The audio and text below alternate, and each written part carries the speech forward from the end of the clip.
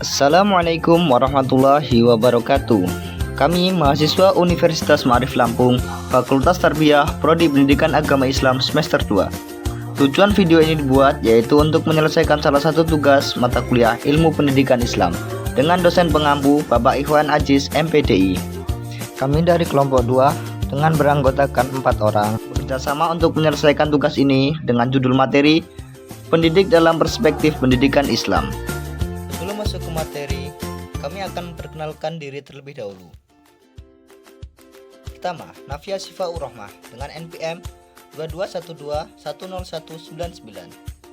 Selanjutnya, Sabila Nurul Azizah dengan NPM 2212101998. Selanjutnya, Hijratun Hikmah dengan NPM 22120063. Selanjutnya, Hanafi Umar dengan NPM 2212100061.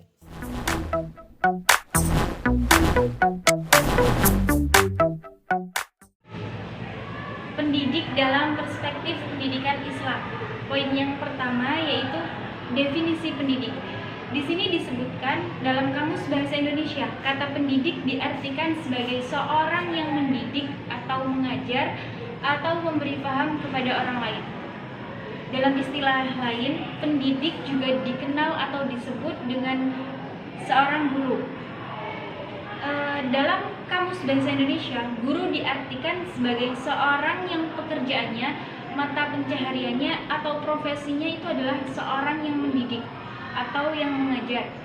Bedanya ialah istilah guru seringkali dipakai di lingkungan formal, sedangkan pendidik itu juga bisa dipakai di lingkungan formal maupun non formal.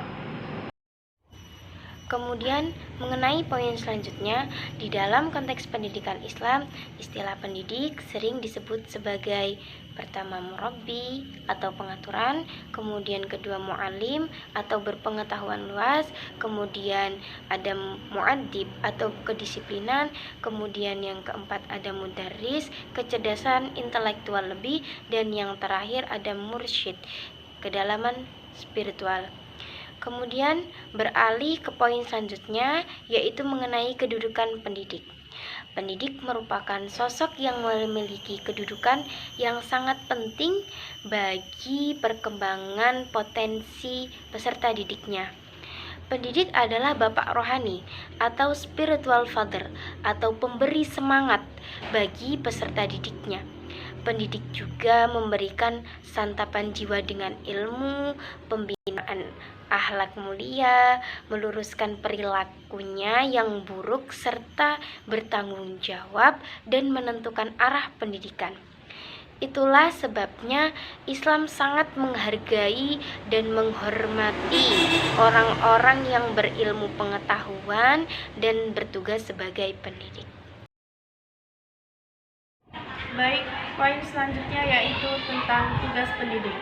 Tugas pendidik didefinisikan menjadi 3 kelompok, yaitu yang pertama tugas pendidik dalam bidang profesi, yang kedua tugas pendidik dalam bidang kemanusiaan, dan yang terakhir tugas pendidik dalam bidang kemasyarakatan.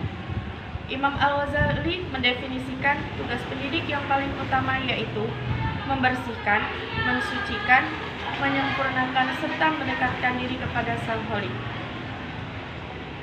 Jika pendidik belum mampu membiasakan diri untuk mendekatkan diri kepada Sang Holik, maka kita sebagai pendidik dinyatakan gagal.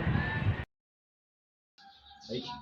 Poin selanjutnya adalah kompetensi pendidik. Dalam pendidikan Islam, pendidik itu haruslah memiliki pengetahuan dan kemampuan yang lebih dan mampu menginputkan nilai yang relevan. Ini sebagai penganut Islam yang patut dicontoh dalam ajaran Islam yang diajarkan dan bersedia mentransfer pengetahuan Islam serta nilai-nilai pendidikan yang diajarkan. Untuk mewujudkan pendidikan yang profesional sekaligus yang berkompeten dalam pendidikan Islam, maka harus mencontoh Nabi Muhammad SAW. Karena beliau satu-satunya pendidik yang paling berhasil dalam rentang waktu yang paling singkat, sehingga diharapkan dapat mendekatkan realitas pendidik dengan yang ideal. Lalu, selanjutnya adalah kode etik pendidik. Dalam pendidikan Islam, seorang pendidik juga memiliki kode etik yang harus diterapkan. Sebagaimana yang telah disampaikan oleh Imam Al-Ghazali, yang pertama adalah kode etik yang terkait dengan dirinya sendiri. yaitu sifat-sifat keagamaan yang baik, meliputi patut dan tunduk terhadap syariat Allah dalam bentuk ucapan atau tindakan. Yang kedua adalah sifat akhlak yang mulia seperti rendah hati, menerima apa adanya, jungkut, memiliki daya dan hasrat yang kuat dalam ilmunya. Yang kedua, kode etik yang berkaitan dengan peserta didiknya. Itu sifat sopan santun atau adabiah yang terkait dengan akhlak mulia seperti rendah hati dan jujur dan lain-lain. Itu sifat yang kedua adalah sifat kebapaan atau abawiyah yang terkait dengan sifat kasih sayang. Yang paling penting adalah sifat kasih sayang. Dan yang ketiga adalah sifat kode etik dalam proses belajar mengajar. Itu sifat-sifat memudahkan, menyenangkan, dan menyelamatkan.